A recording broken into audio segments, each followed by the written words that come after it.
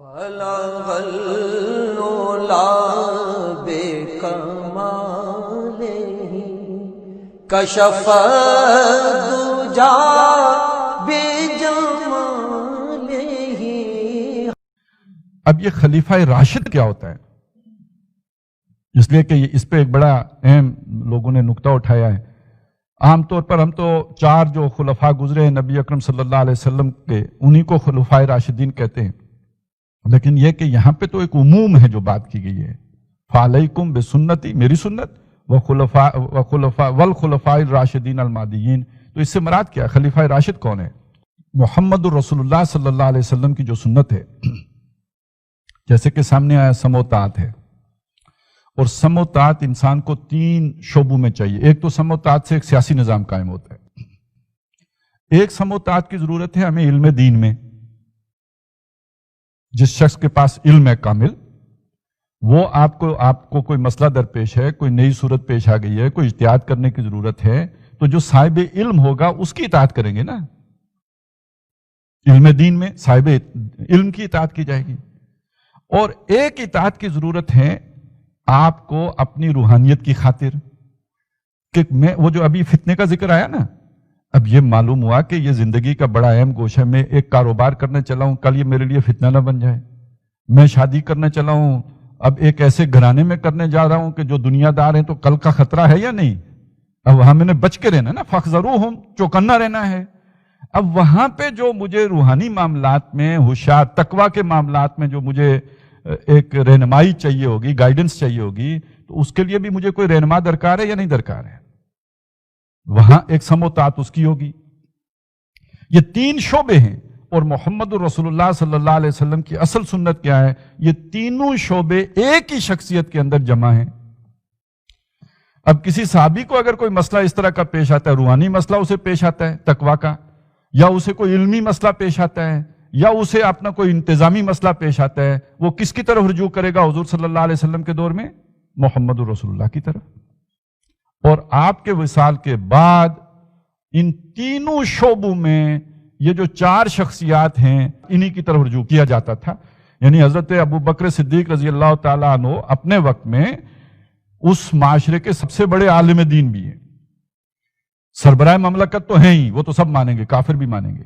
سب سے بڑے عالم دین بھی حضرت ابو بکر صدیق ہیں، اور سب سے بڑے اس وقت کے روحانی پیشوا بھی حضرت ابو بکر صدیق ہیں۔ اسی لیے کہا نا، افضل البشر بعد الانبیاء، انبیاء کے بعد سب سے افضل انسان ہے، کیونکہ جامع الصفات ہے، یہ ساری جامعیت ان کے اندر موجود ہے۔ حضرت ابو بکر صدیق رضی اللہ تعالیٰ عنہ کے بعد یہی جامعیت ہے جو حضرت عمر میں ہے، حضرت عمر کے بعد یہی جامعیت ہے جو حضرت عثمان میں ہے، اور حضرت عثمان کے بعد یہی جامعیت ہے جو حضرت علی میں ہے رضی اللہ تعالی عنہم اجمعین۔ حضرت علی کے بعد یہ جامعیت باقی نہیں رہی۔ حضرت علی کو بعض لوگ تو خیر مانتے ہیں کہ آپ تینوں اعتبارات سے خلیفہ راشد ہیں، بعض یہ کہتے ہیں کہ سیاسی اعتبار سے تو وہ انہیں ان کی وہ حیثیت باقی نہیں رہی، کیونکہ حضرت معاویہ نے بھی اپنی وہ ایک خلافت قائم کر لی تھی۔ لیکن بہرحال اس میں جو مرکز ہے، مدینہ ہے، یہ تو حضرت علی رضی اللہ تعالیٰ عنہ کے پاس ہے، لہذا کچھ لوگ تو انہیں وہ جامعیت وہی دیتے ہیں۔ کچھ کہتے ہیں وہ اپنی ذات میں تو خلیفہ راشد تھے، لیکن نظام خلافت راشدہ والا باقی نہیں رہا تھا، اس میں تقسیم آ گئی تھی۔ لیکن میں چلے اس کو ہم برزخ مان لیتے ہیں، اس سے آگے اگر چلیں، اب حضرت معاویہ کے بعد یزید صاحب ہیں، تو کوئی شخص یہ تو نہیں کہہ سکتا نا کہ اب روحانی معاملات میں ان کی طرف رجوع کیا جا سکتا ہے۔ میرا خیال ہے پوری دنیا میں کوئی ایک بھی آدمی ایسا نہیں ہوگا کہ جو یہ کہہ سکے کہ کسی تقویٰ کے مسئلے پر رجوع کیا جا سکے گا یزید کی طرف۔ ساتھ ہی ابو سفیان وہ جو ہے اپنے جو حجاج بن یوسف، اور اس طرح پھر بعد میں جو ملک نازن کا دور آیا ہے، تو اس میں پھٹ گئے یا نہیں پھٹ گئے، وہ اب جامعیت برقرار نہیں رہ سکی، تقسیم ہو گئی، بلکہ تسلیس ہو گئی۔ علماء علیحدہ ہو گئے، فقہاء وجود میں آ گئے، اسی طرح آپ کو معلوم ہے کہ صوفیاء وجود میں آ گئے، اور تیسری طرف حکمران ہو گئے۔ عام طور پر دیکھیں ہم نے جو سمجھا ہے وہ یہ کہ یہ جو تین شعبے بنے ہیں، تو یہ سیاسی ہیں، یہ علماء ہیں، یہ صوفیاء ہیں، تو یہ ذہن میں نہیں آیا کہ یہ دین پھٹا ہے۔ ہمیں افراد پھٹے ہوئے نظر آتے ہیں، حقیقت میں یہ دین پھٹ گیا ہے، یہ پہلا تفرقہ ہے جو وجود میں آیا ہے۔ یہ جو حضور کے دور میں ایک تھا، وحدت تھی، یہ تثلیث سے بدل گئی ہے۔ اب معلوم ہوا کہ اگر آپ نے حضور کی سنت تلاش کرنی ہے تو 3 مختلف آدمیوں کی طرف آپ کو جا کے تو وہ سنت ملے گی، کسی ایک جامع آدمی کو آپ کے پاس ایک نہیں رہا ہے۔ وہ جو انتظامی سموتات ہے وہ کسی اور کی کرنی ہے، علمی سموتات کسی اور کی کرنی ہے، اور وہ روحانی سموتات کسی اور کی کرنی ہے۔ سموتات کے اب 3 شعبے قائم ہو گئے، تو اب تو وہ سموتات کا نظام ہی بگڑ گیا گویا۔ دوسری طرف جائیں، اب ایک مسئلہ اور کھڑا ہو گیا کہ یہ جو 3 شعبے بنے ہیں ان میں بھی لوگ خراب ہوتے چلے گئے، اب ان میں بھی بندہ تلاش کرنا پڑے گا۔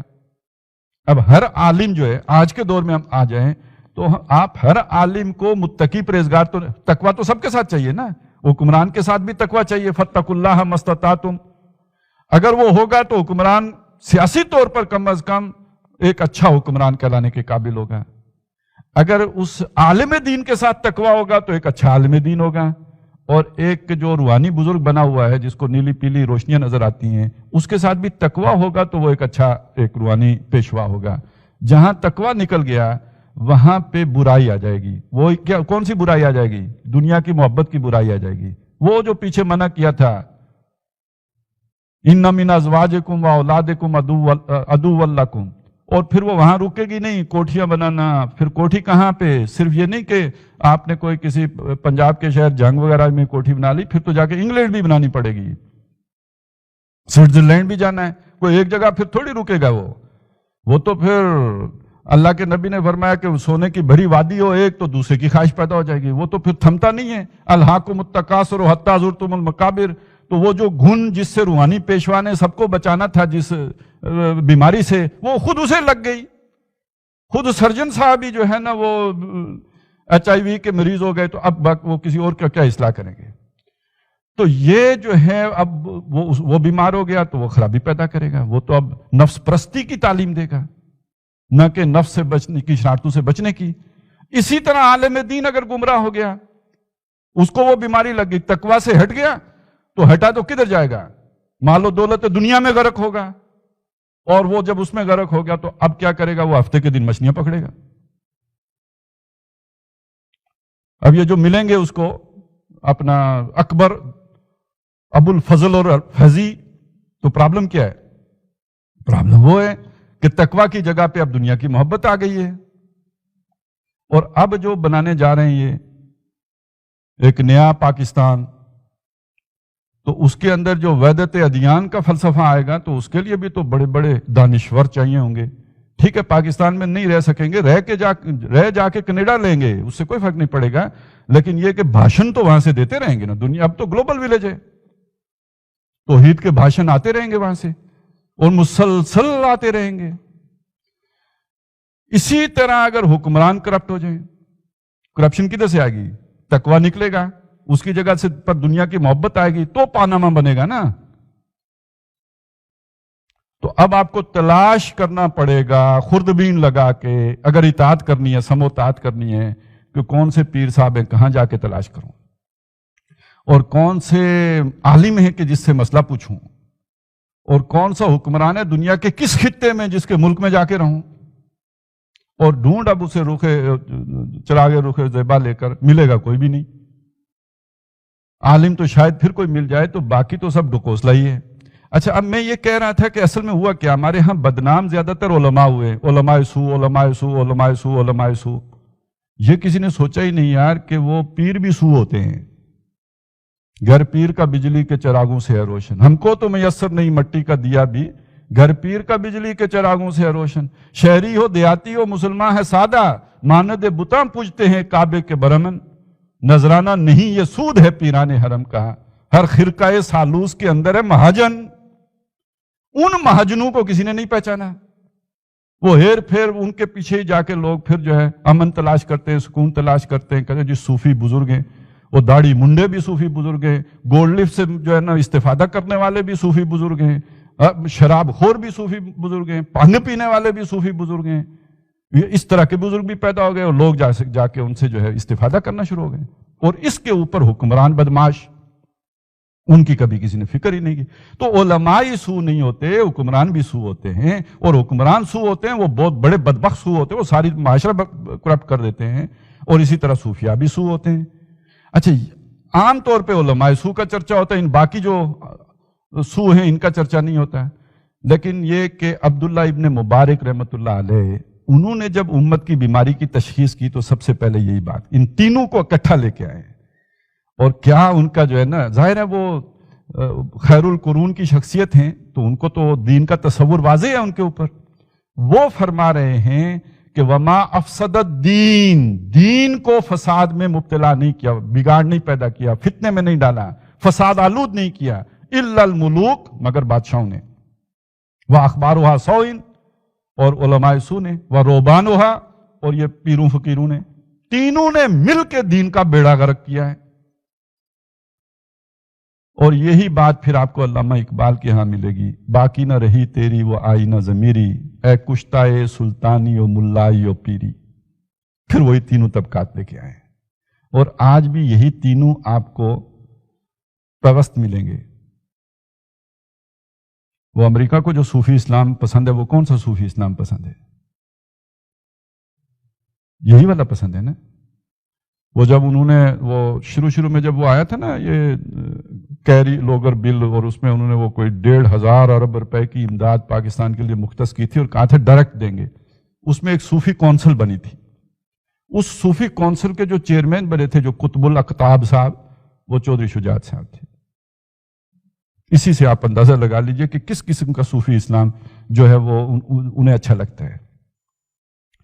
تو یہ دنیا میں ہمیشہ رہا ہے. آپ کو پتہ ہے اس سے پہلے جو سلطنت روما تھی، اس کے ادھر بادشاہ تھے، ادھر جو ان کے وہ یہ پادری اور ان کے جو ہوتے تھے درویش راہب، یہ تینوں مل کے بیڑا غرق کرتے تھے نا قوم کا.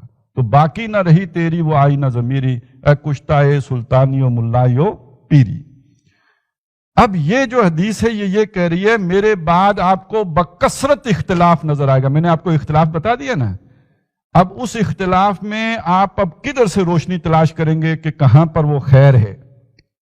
تو خلیفہ راشد جس میں تینوں چیزیں آ کے جمع ہو جائیں، وہ کدھر ہے ہی نہیں، موجود ہی نہیں، کوئی شخصیت ہی آپ کو نہیں نظر آئے گی کہیں بھی.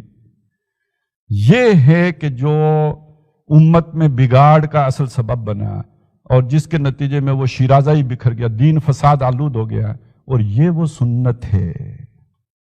آگے وہ الفاظ آ رہے ہیں، فَإِنَّهُ مَنْ يَعْشِ مِنْكُمْ فَسَيَرَى اخْتِلَافًا كَثِيرًا، جو کوئی تم میں سے میرے بعد زندہ رہے گا وہ بہت کثرت سے اختلاف کو دیکھے گا. فَعَلَيْكُمْ بِسُنَّتِي، تو تمہارے اوپر لازم ہے میری سنت کو پکڑ کر رکھنا. ہم نے اس سنت کا مطلب کسی نے مسواک لیا، کسی نے جو ہے نا وہ پرنا لیا، کسی نے امامہ لیا، کسی نے کیا لے لیا، کسی نے پھر آگے اور اختلاف چلا کہ یہ امامہ جو ہے اس کا رنگ کالا ہو کہ سفید ہو، یا یہ کہ سبز ہو کہ نیلا ہو. تو اب ہمیں تو وہ سنت نظر آ رہی ہے. اس حدیث کی روشنی میں سنت کیا ہے؟ تین چیزیں جو پہلے آ گئی، فاتقوا اللہ مستطعتم، جیسے قرآن میں آیا، اور حدیث میں اوصیکم بتقوی اللہ والسمع والطاعت. اصل سنت تو یہ ہے. اتنی محنت کر کے میں نے ایک نظام بنایا ہے سمع و طاعت کے اوپر، تو سب سے بڑی سنت یہ ہے کہ اس کو مضبوط پکڑ کے رکھو. اور وہ جو سنت مردہ والی بات ہے نا، وہ جس میں کہا گیا کہ جس نے میری مردہ سنت زندہ کی، من احیا سنتی، اس کا مطلب ایک سنت نہیں ہے، جس نے میری سنت زندہ کی، عند فساد امتی، جب میری امت میں فساد ہوگا. اب فساد سمجھ میں آیا کیا ہے؟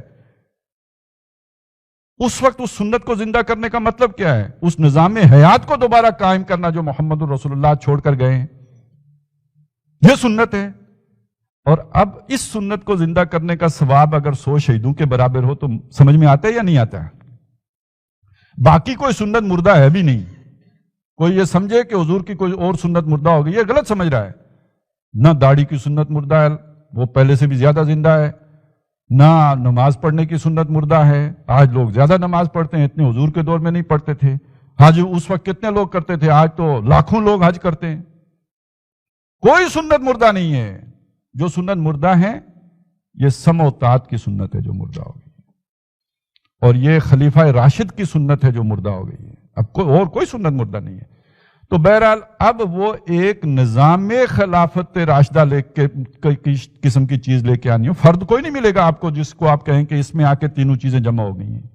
اب آپ کو ایک ادارہ بنانا پڑے گا، خلافت کا ادارہ، جس کے اندر وہ تینوں چیزیں جمع ہو جائیں. اب فرد کوئی نہیں ہے، آپ فرد کی تلاش کریں گے تو دجال تک پہنچیں گے، الا یہ کہ مہدی آ جائے، اس کے اندر پھر جا کے یہ تینوں چیزیں شاید جمع ہو جائیں.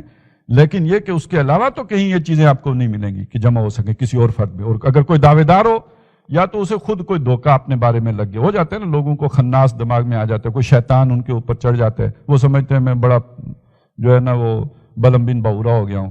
لیکن یہ کہ کوئی فرد ایسا نہیں ہو سکتا. ایک ادارہ ہو سکتا ہے جس کے اندر آ کے یہ ساری چیز جمع ہو جائے. علم بھی وہاں سے آپ فائدہ اٹھا سکیں. وہ پورا ایک ڈپارٹمنٹ، جیسے اب اسلامی نظریاتی کونسل ہے، اس کے ساتھ تقویٰ آنا چاہیے. ابھی تو اس کے ساتھ جو ہے نا وہ سہولتیں ہی آئی ہوئی ہیں، ان کے ساتھ جڑی ہوئی ہیں.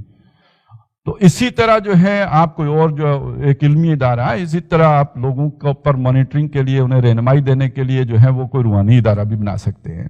اور سب سے بڑھ کر یہ کہ اس روحانی فیض کے لیے اللہ نے قرآن چھوڑا ہوا ہے.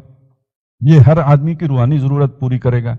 اور پھر اس سے آگے جو چیز ہے ایک نظام حکومت کہ جو ان اصولوں پر مبنی ہو جو محمد رسول اللہ صلی اللہ علیہ وسلم چھوڑ کر گئے ہیں.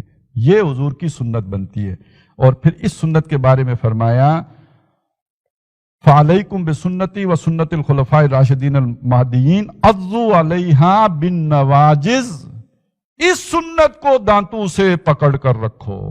دانتوں سے کس چیز کو پکڑ کر رکھتے ہیں؟ ہاتھ سے کوئی چیز چھوٹ سکتی ہے، دانتوں سے پکڑ کر رکھو کہ کہیں تم سے چھوٹ نہ جائے. مضبوط تھام کر رکھو، اسے نہ نکلنے دینا. یہی نکل چکی ہے. اب اگر کوئی شخص یہ کہے کہ میں دین کی احیائی فکر سے واقف ہوں اور اس کمٹمنٹ کے ساتھ، اس فکر کے ساتھ جڑا ہوا نہ ہو، تو مجھے بتائیے دھوکے باز تو ہو سکتا ہے. وہ اپنے آپ کو بھی دھوکہ دے رہا ہے، باقیوں کو بھی دھوکہ دے رہا ہے. کچھ لوگ ہیں بیچارے، وہ جب کوئی کسی کنویں کو گندا دیکھتے ہیں، سمجھتے ہیں کہ اس میں کچھ گند آ گیا ہے، تو اسے ڈول نکالتے رہتے ہیں، ڈول نکالتے رہتے ہیں، ڈول نکالتے رہتے ہیں. انہیں نہیں معلوم کہ جب تک جس شے نے اسے ناپاک کیا وہ نہ نکالیں تو وہ صاف نہیں ہو سکتا کنواں. پھر لگے رہتے ہیں چلے جی ہم نے اتنی صفائی کر دی ہے. آپ قیامت تک صفائی کرتے رہو، اب یہ نہیں صاف ہو سکتا جب تک کہ وہ گند نہیں نکالو گے جس نے اسے گندا کیا ہے. یہ نظام نہیں صاف ہو سکتا. ایک اجتماعیت جب بگڑ جائے تو وہ نہیں صاف ہو سکتی جب تک کہ اس کی پوری اوور ہالنگ نہ ہو. تو فَعَلَيْكُمْ بِسُنَّتِي وَسُنَّتِ الْخُلَفَاءِ الرَّاشِدِينَ الْمَهْدِيِّينَ عَضُّوا عَلَيْهَا